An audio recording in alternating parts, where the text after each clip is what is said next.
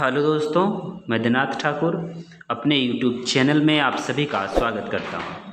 दोस्तों, आज से मैं आप लोगों के पास क्लाइमेटोलॉजी से संबंधित काफ़ी महत्वपूर्ण पुस्तकों और उनके प्रस्तुतकर्ताओं के बारे में जानेंगे। साथ ही साथ दोस्तों, मैंने प्रीवियस वीडियो में काफ़ी महत्वपूर्ण पुस्तकों और लेखकों के बारे में जियोमॉर्फोलॉजी से संबंधित व्याख्या किया है, तो उसका प्लेलिस्ट में जाकर जियोमॉर्फोलॉजी के प्लेलिस्ट में जाकर आप लोग वहां से देख सकते हैं। साथ ही साथ दोस्तों, चलिए हम लोग शुरू करते हैं और देखते हैं कि क्लाइमेटोलॉजी के अंतर्गत कितना इंपॉर्टेंस किताबें, पुस्तकें, वर्गीकरण और शब्दावली आती हैं। चलिए शुरू करते हैं। लेकिन यदि आप हमारे चैनल में नए हैं, पहली बार है, तो चैनल को जरूर सब्सक्राइब कर लीजिए। साथ ही साथ इसी प्रकार के लेटेस्ट वीडियो पाने के लिए बेल आइकन को भी जरूर दबा दीजिए। तो चलिए स्टार्ट करते हैं। इसके अंतर्गत हम लोग जलवायु विज्ञान के वर्गीकरण, नामांकन, खोज, शब्द और उसके प्रस्तुतकर्ता को देखेंगे। जैसे कि सबसे पहले बादलों का वर्गीकरण लुईक हावर्ड का माना जाता है। वास्तव में बादल को 3 लेयर में हम लोग बांट के स्टडी करते हैं: सीरस, अल्टो और स्ट्रेटस। यानी कि सबसे उच्च स्तरीय बादल सीरस बादल होता है, अल्टो होता है मध्यम स्तरीय और स्ट्रेटो होता है सबसे निम्न स्तरीय बादल। तो बादल का वर्गीकरण किसने किया है? लुईक हावर्ड ने। विश्व के जलवायु वर्गीकरण, देखिए विश्व के जलवायु वर्गीकरण का अगर हम बात करें तो थॉम्पसन महोदय भी हैं, व्लादिमीर कोपेन महोदय भी हैं, जीटी टिवार्था भी हैं और कैंड्रू महोदय भी हैं। सबने अपने अपने समय पर इनका वर्गीकरण किया है। जैसे कोपेन का जो फाइनली वर्गीकरण की अगर हम बात करें तो 1918 से शुरू होता है और 1931 में जाकर ये खत्म होता है संशोधन होते होते। लेकिन 1954 में भी उन्होंने कोपेन और गीगर पॉल ने मिलकर जलवायु का वर्गीकरण किया था। उसी प्रकार व्लादिमीर कोपेन के बाद थॉम्पसन हैं। थॉम्पसन का 1941 में भी आता है और 1948 में भी आता है। ये 2 वर्गीकरण इसमें मिलता है। टिवार्था का भी उसके बाद वर्गीकरण मिलता है, फिर कैंड्रू का। तो ज़्यादातर प्रश्न आपको कोपेन और थॉम्पसन से पूछे जाते हैं। अगला हमारा आता है बादलों का नामांकन। ध्यान दीजिए, बादलों का वर्गीकरण भी लुईक हावर्ड है और बादलों का नामांकन भी लुईक हावर्ड है। ट्रोपोपॉज का नामांकन यानी नेपियर शॉ। ट्रोपोपॉज मतलब ये आप जब वायुमंडल का लेयर पढ़ते हैं तो वायुमंडल के लेयर में हम लोगों का क्षोभ मंडल के ऊपर एक परत पाया जाता है, समताप मंडल के ऊपर भी एक परत पाया जाता है। तो जो क्षोभ मंडल के ऊपर परत पाया जाता है जिसे हम लोग क्षोभ सीमा कहते हैं, ट्रोपोपॉज कहते हैं ट्रोपोस्फियर में। तो इसका खोज किसने किया है? नेपियर शॉ ने किया है। ट्रोपोस्फियर की खोज किसने की है? आगे ट्रोपोस्फियर की खोज टिजरेंस डिबोट महोदय ने। स्ट्रेटोस्फियर का टिजरेंस डिबोट महोदय ने। नाइट्रोजन गैस का रदरफोर्ड ने। ऑक्सीजन गैस का जोसेफ प्रिस्टले ने। कोरियलिस बल जिसको हम लोग देखते हैं जीजी कोरियलिस। देखिए, हम लोग कोरियलिस बल के बारे में एक नॉर्मल सा कॉन्सेप्ट मैं बता दूं आप लोगों को। ऐसे तो ये बहुत बड़ा टॉपिक है जो एक लाइन में ख़त्म होने वाला नहीं है, लेकिन फिर भी जीजी कोरियलिस ने इसके बारे में खोजा था। और कोरियलिस बल का बात करें तो विषुवत रेखा पर कोरियलिस बल नगण्य होता है। अर्थात जैसे जैसे हम ध्रुव की ओर जाते हैं तो कोरियलिस बल का प्रभाव बढ़ते जाता है। ये कॉन्सेप्ट से कथन कारण नेट प्रश्न पूछती है। उसके बाद फ्रंटोजेनेसिस टॉर बर्गरान, फ्रंटोलाइसिस टॉर बर्गरान, यानी कि आप बताग्र जनन और बताग्र ह्रास दोनों ही यहाँ पे बर्गरान महोदय का है। उसके बाद विश्वतीय पछुआ पवन हरमन फ्लॉन का है। एंटी साइक्लोन फ्रांसीसी गाल्टन का है। प्रतिचक्रवात यफ गेफन महोदय का आता है।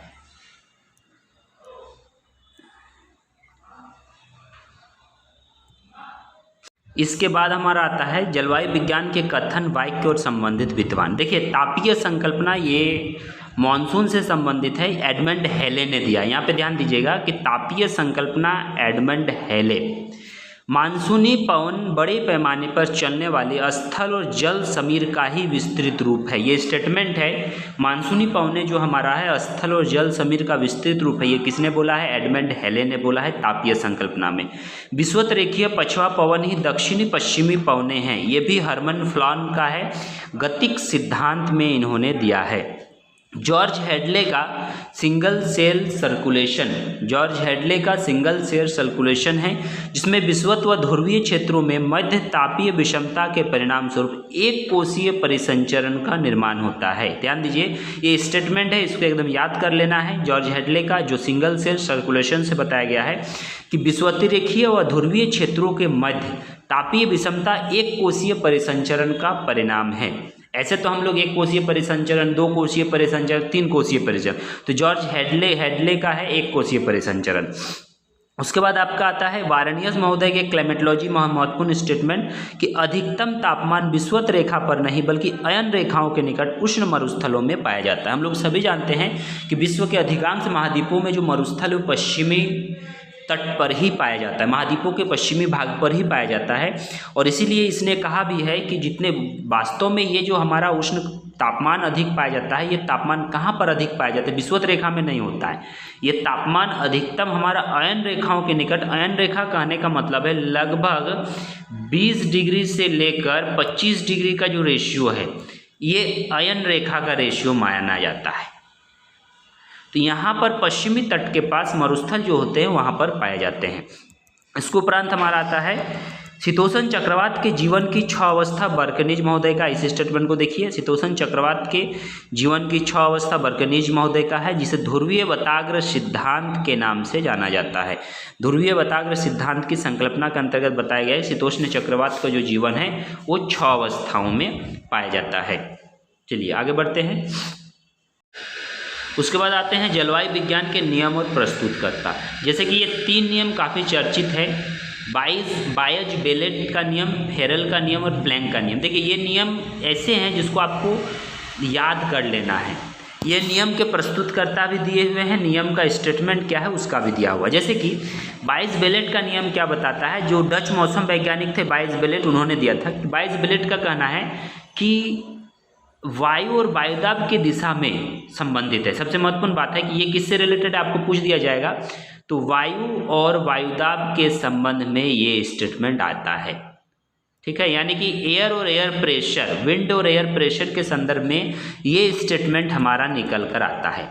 तो इस नियम के अनुसार ये कहा जाता है कि जिस दिशा में हवा जा रही है उस दिशा में मुंह करके खड़ा हो जाए। मान लीजिए कि इधर अगर हवा बह रही है और इधर हम अगर मुंह करके खड़े हो जाते हैं, अगर इधर मुंह करके खड़े हो जाते हैं हवा की दिशा में, तो उत्तरी गोलार्ध में उच्च दाब, ठीक है, उत्तरी गोलार्ध में क्या होगा, हाई प्रेशर होगा, HP होगा।